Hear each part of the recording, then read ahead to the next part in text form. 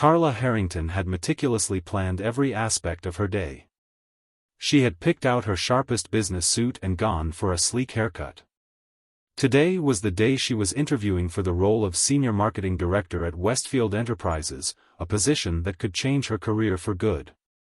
She couldn't afford to mess anything up. On the way to the interview she spotted her favorite coffee shop. She hesitated only for a moment. A quick coffee would help clear her mind.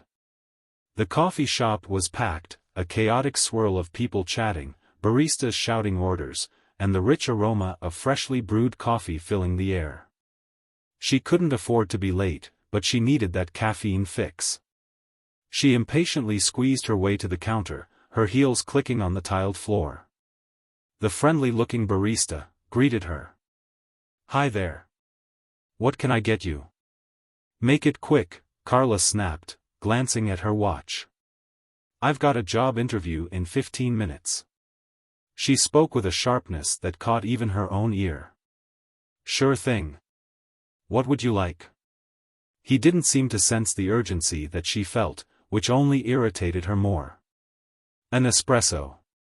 No sugar. Just hurry." The barista nodded and turned to prepare her order. As she waited, she felt the minutes ticking away. People behind her were chatting, some grumbling at the wait, but all she could focus on was the barista's lackadaisical pace.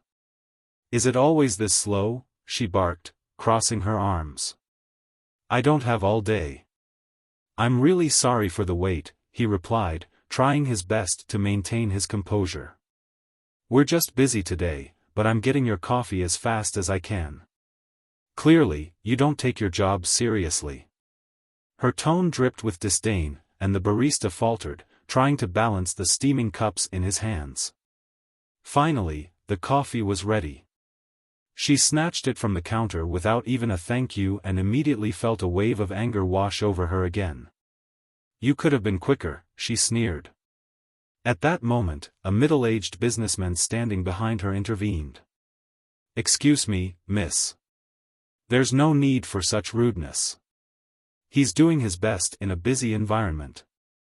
Taken aback, Carla turned sharply to him. "And you are?" "Just someone who appreciates common decency," he replied, his tone calm but firm. "Your importance does not excuse the mistreatment of others." "What I do is none of your business," Carla shot back, her eyes narrowing. With that, she stormed out of the shop, her heels clicking furiously against the pavement. The coffee shop remained an island of chatter behind her as she frantically made her way toward the towering Westfield Enterprises building. She arrived, taking a deep breath to quell her racing heart, and was ushered into a minimalist yet stylish office, lined with awards and accolades. "Please, have a seat," said a poised assistant, her voice echoing in the pristine space. "Mr. Westfield will be in shortly." Moments later, the door swung open, and a tall figure stepped in. As he approached, realization crashed over her like a tidal wave.